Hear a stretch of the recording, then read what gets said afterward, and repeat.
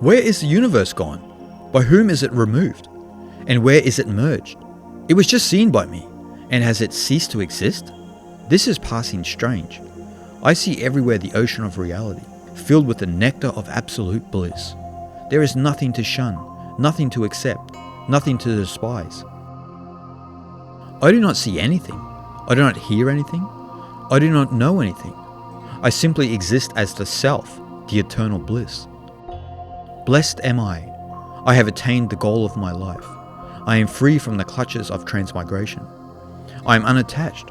I am free from the body, both the gross and the subtle. I am undecaying, immaculate, and eternal. I am neither the doer nor the enjoyer. I am changeless and beyond activity. I am the essence of pure knowledge.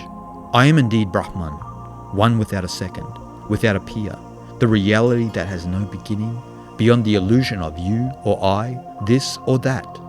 I am the essence of eternal bliss and truth. I alone reside in all beings as knowledge and reality, their internal and external support. I am the enjoyer and all that is enjoyable.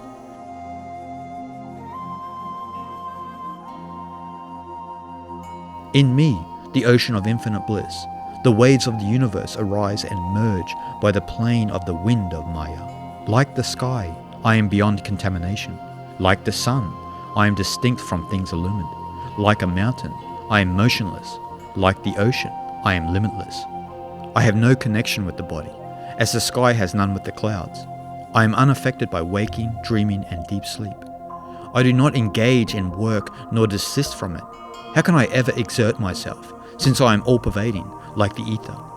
Merits and demerits cannot affect me, neither heat nor cold, neither good nor evil. I neither work nor make others work. I neither enjoy nor make others enjoy. I neither see nor make others see. I am Atman, self-effulgent and transcendent. Let this inert body drop away, either in water or on land. I am not touched by what may happen to it. Is the sky inside a jar befouled by the properties of the jar? Let there be changes in the body or in the senses, 10-fold, 100-fold, or 1,000-fold. I, pure consciousness, am ever free. Can the clouds ever touch the dome of the heavens? I am verily Brahman, the one without a second, which, like the sky, is beginningless and endless, in which the whole universe, from the causal to the gross, appears to be a mere shadow.